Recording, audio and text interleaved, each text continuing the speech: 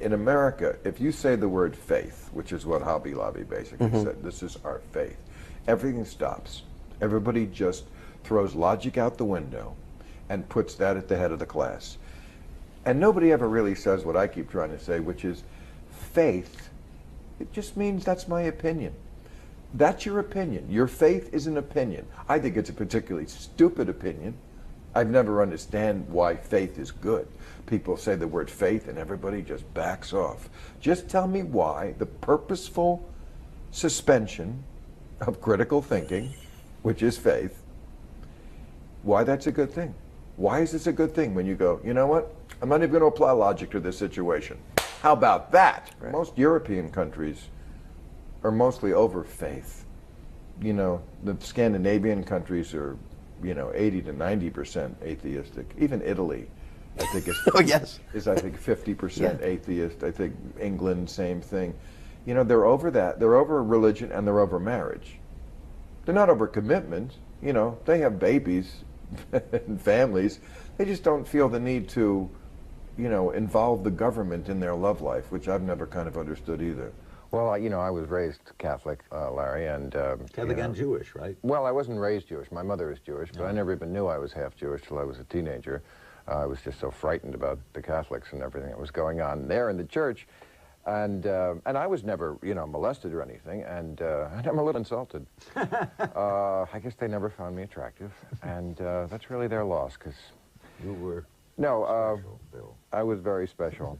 You know, I'm shocked that people are finding out that priests are no altar boys. You know, it's the institution that really needs fixing, and of course you really can't fix an institution when it is religion, because when you say religion, immediately you can get away with anything. I mean, look what the Muslims did with women around the world. If you did that to anybody else, if it wasn't under the guise of religion, you could never get away with stuff like that. So, you see no good in religion? Not very much, no. I don't. I mean, as long as there are people who think that this is the only way, you're going to have wars and killing and death.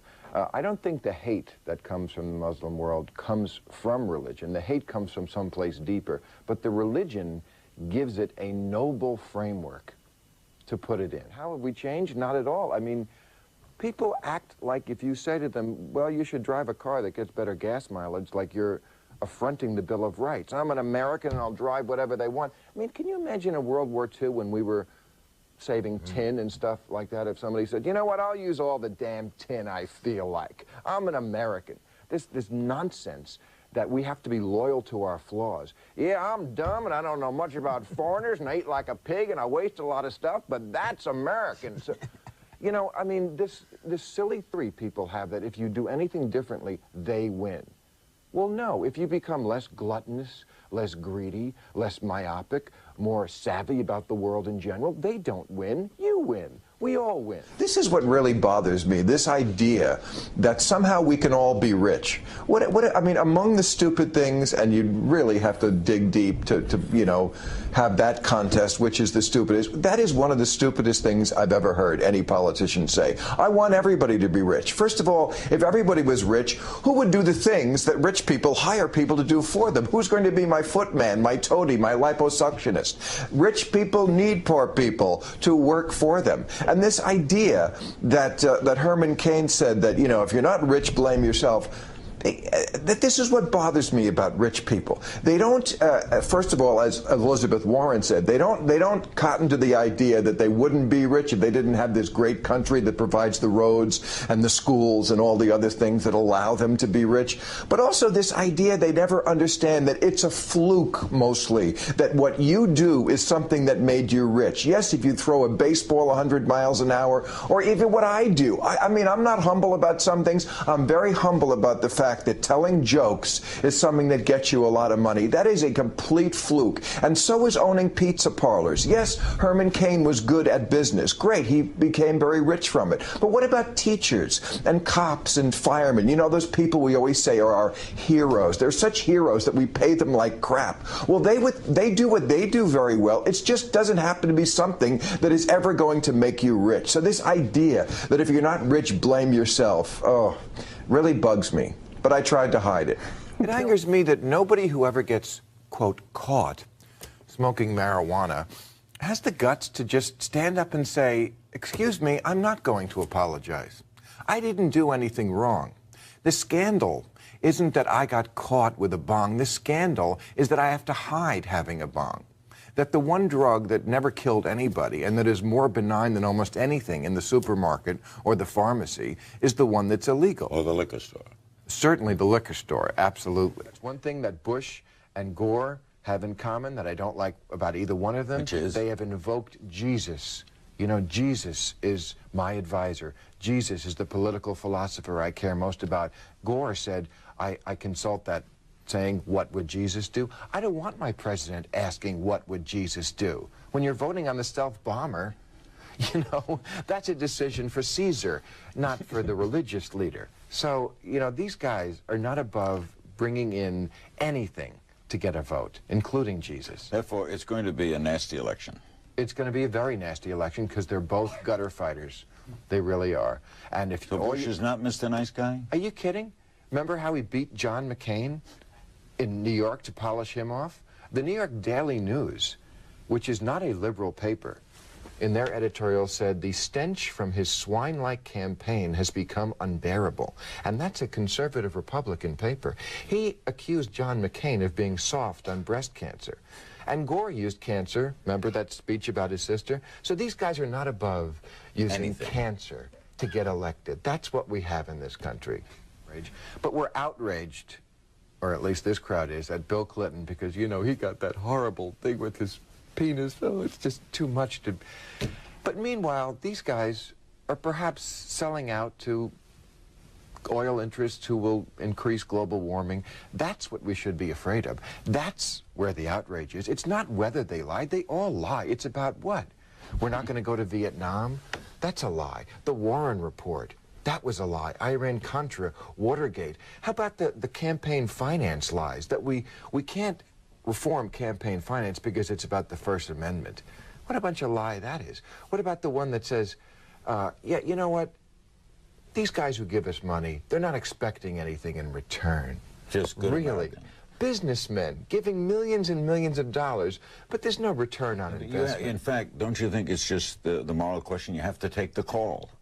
If I give you a lot of money, you have to take my call or you're a bad guy. You know what? Money talks. They don't have to discuss what they're going to get. You give a guy $500,000. He's going to take your call. And you know what the sick thing is? All these companies, if you look down the donor list, they give to both parties.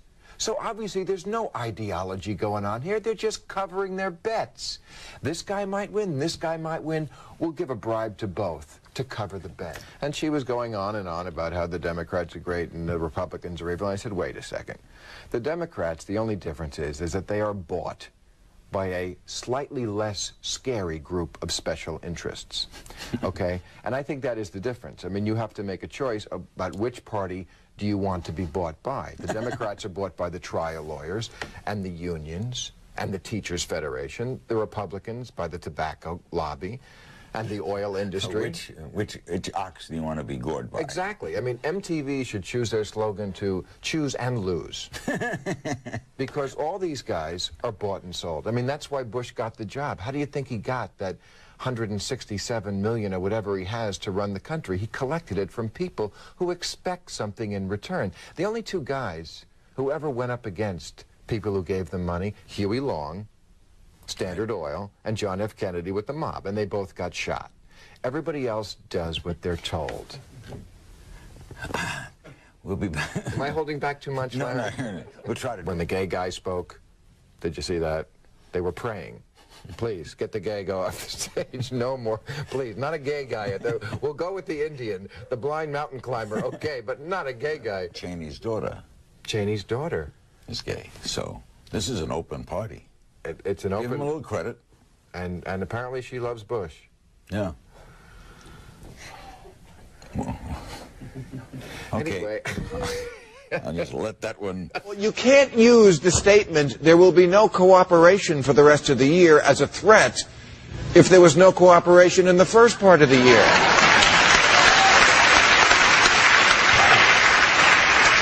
Here's a word President Obama should take out of his teleprompter: bipartisanship.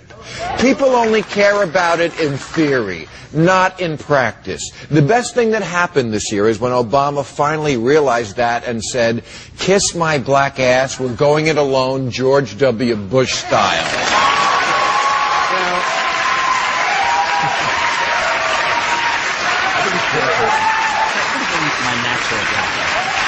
Now, 2 months ago, conservative Fred Barnes wrote, "The health care bill is dead, with not the slightest prospect of resurrection." Well, if it's dead, you just got your ass kicked by a zombie named Nancy Pelosi. Seriously, the last time a Democrat showed balls like that, John Edwards' girlfriend was filming it.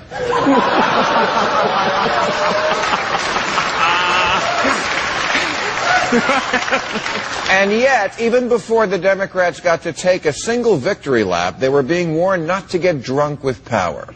I disagree. All you Democrats, do a shot, and then do another. Get drunk on this feeling of not backing down and doing what you came to Washington to do.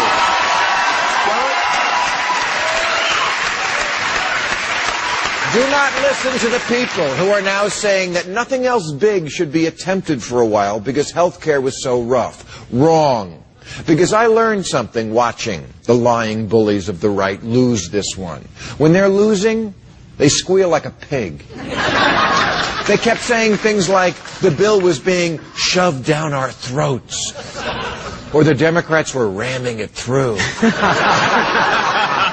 The bill was so big, they couldn't take it all at once.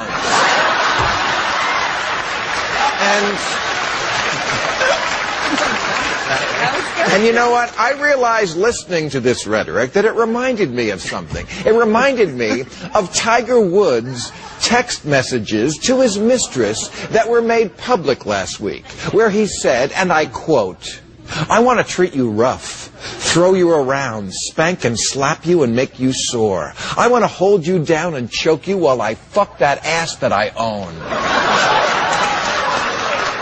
Then I'm going to tell you to shut the fuck up while I slap your face and pull your hair for making noise." Unquote.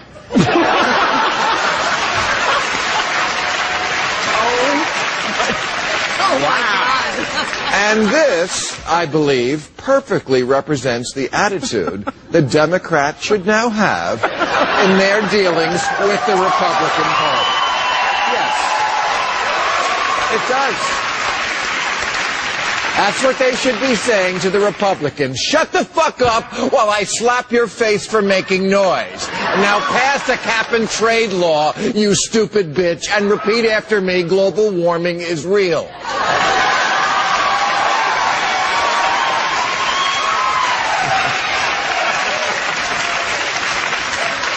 The Democrats need to push the rest of their agenda while their boot is on the neck of the greedy, poisonous old reptile.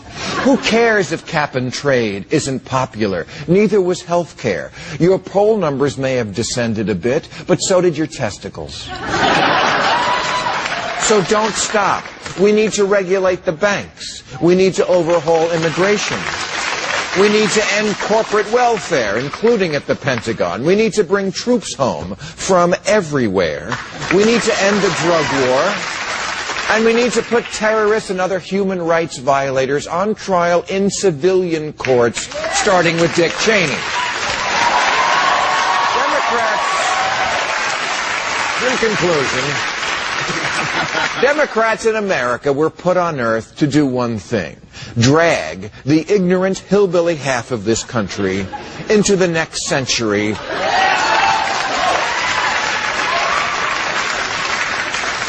which in their case is the 19th. And by passing health care, the Democrats saved their brand.